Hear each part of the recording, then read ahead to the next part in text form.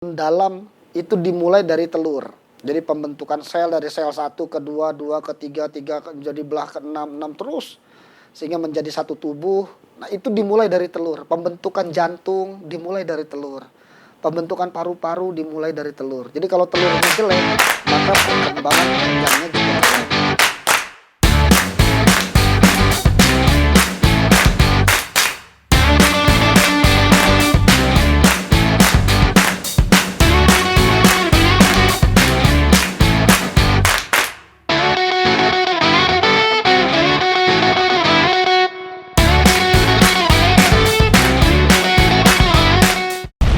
Pakan olahan Krakatau, pakan pertama di Indonesia yang mengandung enzim seperti diloloh indukan, bikin trotol sehat dan fighter.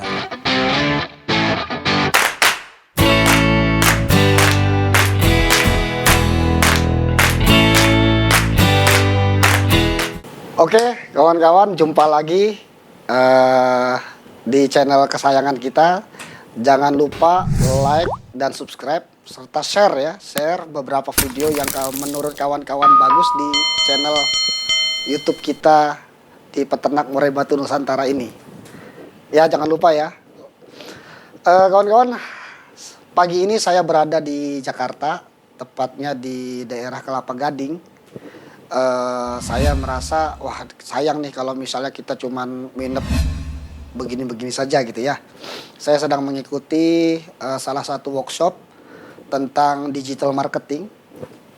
Ada tim kita yang sedang pelatihan digital marketing, bagaimana bisa menjual secara masif gitu di dunia online ini. Nah, kawan-kawan, saya sarankan kalau memang ada rezeki ikut. Oke, gitu ya. Nah, kesempatan ini saya coba manfaatkan untuk membuat video pada pagi ini tentang bagaimana sih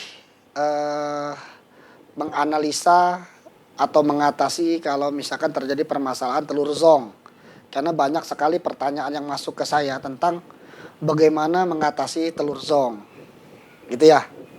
Pertama-tama gini kawan-kawan. Kalau misalnya kawan-kawan nanti ternak ada telur zong, itu dianalisa dulu. Jadi misalnya sudah selama 7 hari kawan-kawan senter telurnya. Nah, kalau misalnya di senter ternyata bening gitu ya, bening, dia tidak ada urat-urat, tidak keruh gitu ya. Itu tandanya zong. Nah, zong yang seperti ini artinya tidak terjadi pembuahan. Saya ulangi ya. Zong yang seperti ini tidak terjadi pembuahan. Biasanya terjadi pada awal perkawinan pertama. Murai batu pertama kali jodohkan biasanya terjadi yang seperti ini. Atau bisa juga terjadi juga dengan murai-murai yang sudah beberapa kali produksi tapi tetap zong lagi. Kenapa ini terjadi? Karena tidak terjadi pembuahan. Oke, tidak terjadi pembuahan. Nah, kalau misalnya kawan-kawan ketemu kasus seperti ini, itu betinanya sudah bagus gitu ya. Betinanya saya ulangi sudah bagus, karena tugas betina itu bertelur. Tugas jantan bagaimana memasukkan embrio ke dalam telur gitu. Jadi yang diperhatikan sebenarnya dari jantannya. Bisa jadi pertama jantan itu pada saat melakukan perkawinan timingnya atau waktunya tidak pas. Nah, misalnya gini, dia kawin hari Senin, melakukan perkawinan hari Senin. Terus Selasa, Rabu, Kamis, Jumat, Sabtu dia baru bertelur. Nah, ini biasanya telur di Sabtu itu tidak terjadi pengisian karena embrio itu bertahan kurang lebih sekitar 5-6 hari. Gitu ya. Ada juga beberapa burung yang memiliki embrio kuat itu bisa bertahan sampai 7 hari. Tapi kita ambil yang secara umum hanya bertahan kurang lebih 5 hari. Nah, yang isi kadang-kadang begini, kadang-kadang kan kawan-kawan ketemu nih kasus telur 4 isinya cuma 2. Nah, ini karena yang 2 ini tidak dapat embrio. Gitu kan ya, tidak dapat embrio. Nah, kalau pada perkawinan awal ini biasanya wajar gitu ya. Wajar sekali pada waktu nanti kita sudah ambil tarik, biasanya birahi jantan dengan betina itu sudah mulai pas. Begitu kawin 1-2 hari atau besoknya langsung nelur gitu, atau 2 hari kemudian nelur, dan biasanya langsung ngisi Itu kalau normalnya ya.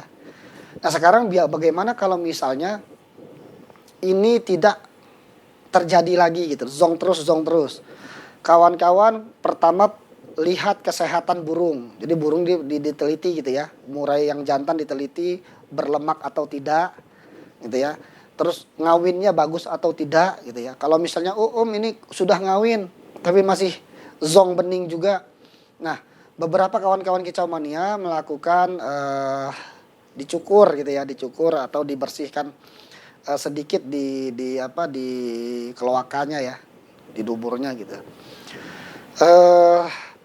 Tapi saran saya kawan-kawan, jangan sampai kawan-kawan terlena dengan uji coba yang terlalu lama. Jadi kalau misalkan sudah kedua kali atau katakanlah ketiga kali zong, saran saya jantannya lebih baik diganti dulu gitu. Kalau kawan-kawan punya kandang 3 atau 4 kandang, untuk uji coba itu cukup 1 kandang saja gitu. Ya jangan semua kandang kita uji coba gitu ya. Karena kita ini bukan peneliti gitu ya kawan-kawan ya. Kita peternak yang orientasinya adalah produksi. Kita bukan peneliti yang meneliti burung habis-habisan waktu, tenaga, pikiran, uang, hanya mikirin telur zong lagi. Oke? Jadi perbaiki jantannya kalau telur bening. Oke. Sekarang ada kasus kedua. Kasus kedua ini kalau telur itu ternyata zongnya keruh atau busuk ya, terjadi pembusukan. Misalnya kita lihat ini kita pecah telurnya busuk gitu. Atau kalau kita senter tuh agak keruh tapi dia tidak menetas. Ini artinya terjadi kematian pada telur, kematian embrio di dalam telur. Hal ini terjadi karena kemungkinan pertama permasalahan nutrisi. Jadi waktu embrio di dalam telur nutrisinya kurang bagus, akhirnya dia mati. Karena perkembangan organ baik luar maupun dalam itu dimulai dari telur. Jadi pembentukan sel dari sel 1 ke 2, 2 ke 3, 3 menjadi belah ke 6, 6 terus sehingga menjadi satu tubuh. Nah, itu dimulai dari telur. Pembentukan jantung dimulai dari telur.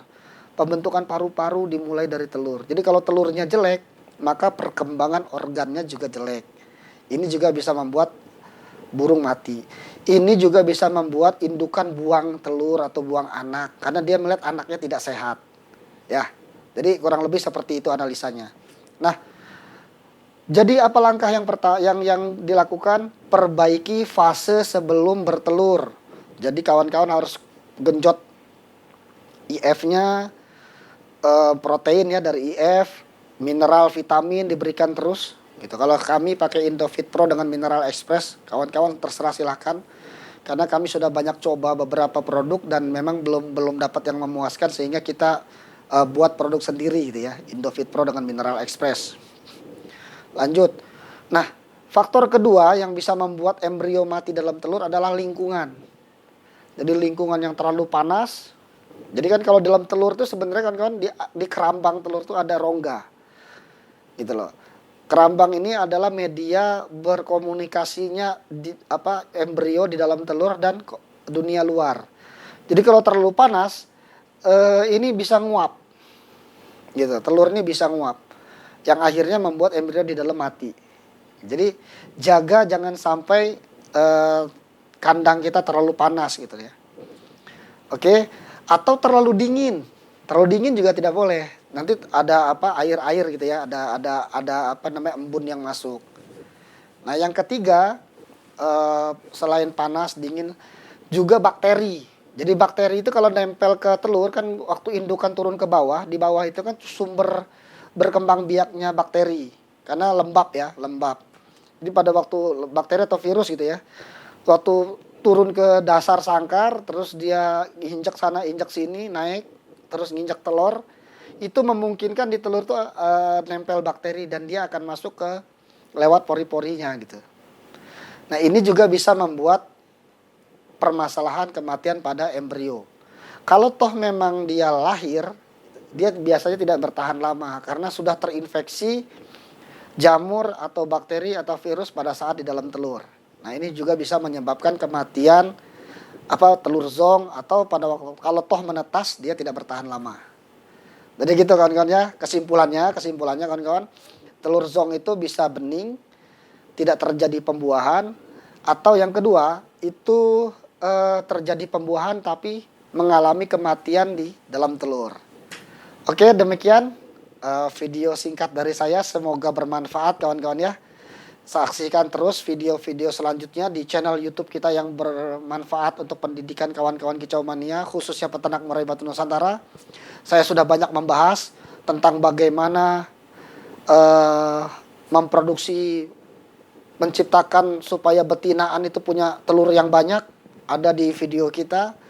Bagaimana cara beternak yang baik, pemilihan kandang, pemilihan penjodohan, pemilihan indukan dan seterusnya, ada juga di channel kita ini. Jadi kawan-kawan jangan lupa like, subscribe, dan share video kita agar manfaat untuk peternakan ini lebih luas lagi. Demikian. Assalamualaikum warahmatullahi wabarakatuh. Salam kicau mania.